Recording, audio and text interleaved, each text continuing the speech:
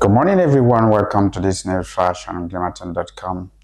We make your day with reliable news. Amadou Damaro Camara has been released after more than 3 years of his arrest.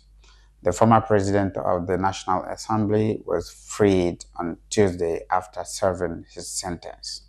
Arrested in April 2021, this dignitary of the Alpha Condé regime had been sentenced to 4 years in prison by the court for the repression of economic and financial crimes for embezzlement of public funds and corruption.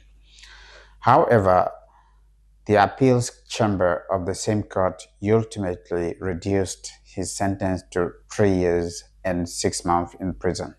He was also ordered to pay a fine of 5 million Guinea francs and 1 billion Guinea francs in damages to the Guinean state. He served most of his sentence at Sino-Guinean Hospital in Kipe, where he had been hospitalized for more than 3 years. There is a widespread dismay today in Fikama neighborhood in Dubreka urban commune. Mamadou Oumou Diallo, a girl aged around 4, was raped last Thursday in this locality. Despite receiving medical care, the little girl died on Sunday, October 26th, at Ignastine Hospital in Conakry. Her family has announced having filed a complaint with the gendarmerie, and an investigation has been opened to try to identify the perpetrator. There was an angry demonstration on Tuesday at Zerkore Market. Many traders took the street to protest against what they consider to be excessive increases in shop rents and municipal taxes. After erecting barricades on some of the city's main roads, the protesters went to the town hall and the prefecture to raise their voices. The prefect of Zerkore promised to get involved in finding the solution.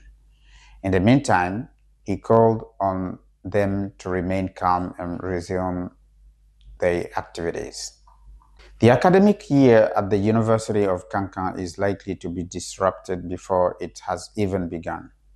The local branch of the National Autonomous Union of Higher Education and Scientific Research has announced indefinite strike starting on Wednesday, November 29. The union denounced several breaches, including failure to comply with the agreement signed on April 11 with the rector's office, the lack of water and electricity on the campus since August, the mismanagement of funds allocated to the university, and the non-payment of missions expenses.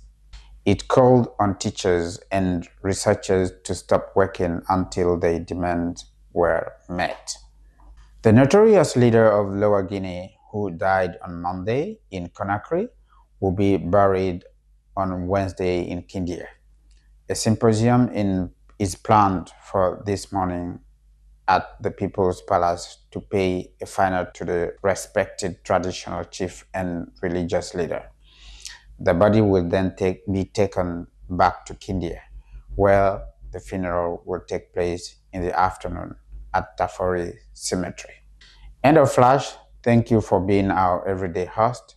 Have a nice day and hook up with us for more news on Glimmerton.com, X, TikTok, YouTube, and Facebook.